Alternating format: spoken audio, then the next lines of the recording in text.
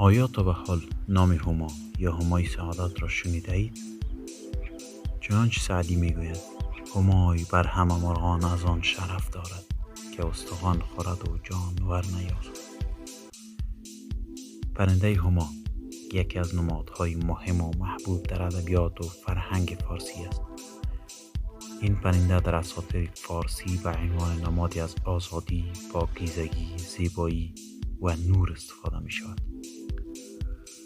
هما به عنوان یک پرنده افسانه‌ای و زیبا شناخته می شود که قدرت پرواز بالایی دارد و به عنوان نمادی از خوبی و خلق‌های بالا در ادبیات فارسی ظاهر می شود. در بسیاری از شعرها، داستانها و قصاید فارسی پرنده هما به عنوان یک نماد شفافیت، پاکیزگی روح، آزادی و حتی عشق و زیبایی ظاهر می شود. این پرنده در برخی از داستانها به عنوان یک راهنمای روحانی برای رسیدن به معنویت و پاکیزگی استفاده می شود و در برخی دیگر به عنوان نماد آرامش و آرامش بخش بودن ظاهر می شود.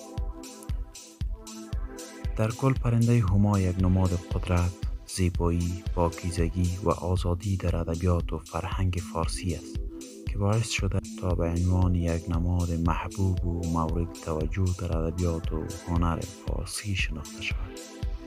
در این اواخر هما در کوههای البرز ایران دیده شده است.